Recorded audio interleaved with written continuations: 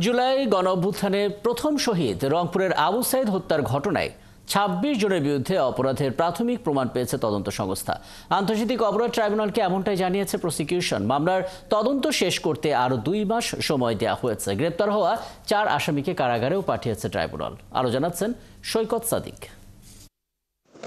গেল বছরের ১৬ জুলাই ছাত্র জনতার গণঅভ্যুত্থানে রংপুরে বেগম রোকেয়া বিশ্ববিদ্যালয়ের শিক্ষার্থী আবু সাইদ পুলিশের বন্দুকের সামনে বুক পেতে দাঁড়িয়েছিলেন।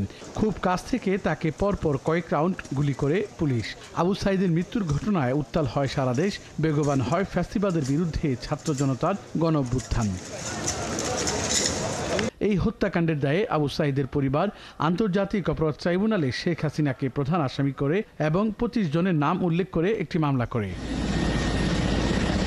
এর মধ্যে গ্রেপ্তার হওয়া ৪ আসামি এএসআই আমির হোসেন, কনস্টেবল সুজন চন্দ্র রায়, বেগম রোকেয়া বিশ্ববিদ্যালয়ের সাবেক প্রক্টর শরীফুল ইসলাম ও বিশ্ববিদ্যালয়ের ছাত্রলীগের সাবেক সাধারণ সম্পাদক এমরান চৌধুরী আকাশকে বুধবার ট্রাইব্যুনালে হাজির করা হয়। শুনানিতে প্রসিকিউশন জানায়, আবু সাইদের হত্যাকাণ্ডের ২৬ জনের বিরুদ্ধে অপরাধের প্রাথমিক প্রমাণ মিলেছে।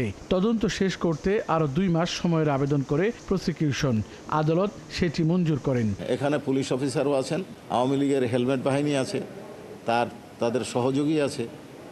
এছাড়া যারা অপরাধকে বিভিন্নভাবে উৎসাহিত করেছে, প্ররোচিত করেছে, ষড়যন্ত্র করেছে, তাদের নামও আছে। আমি বলেছি ২৬ জন। আমি কি বলেছি কোথাও যে শেখ হাসিনাকে আসামি করা হয় নাই? হয়েছেও বলি নাই, হয় নাইও বলি নাই। এদিকে ২০১৬ সালে কল্যাণপুরে জাহাজবাড়িতে জঙ্গি নাটক সাজিয়ে ৯ তরুণকে হত্যার ঘটনায় সাবেক আইজিপি একেএম শহীদুল হক, সাবেক ডিএমপি কমিশনার আসাদুজ্জামান মিয়া সহ ৩ পুলিশ কর্মকর্তাকে একদিন করে জিজ্ঞাসাবাদের অনুমতি দিয়েছে ট্রাইব্যুনাল। ২০, ২১, ২২ 3টা দিন ধার্য হয়েছে। ৩ দিন আমরা ডেট ঠিক করব কাকে কবে জিজ্ঞাসাবাদ করব। এখন পর্যন্ত আন্তর্জাতিক অপরাধ ট্রাইব্যুনালে ২৩টি মামলা হয়েছে। এর মধ্যে ৩টি মামলার খসড়া প্রতিবেদন চূড়ান্ত পর্যায়ে বলে জানিয়েছে প্রসিকিউশন। সৈকত সাদিক, ৭১, ঢাকা।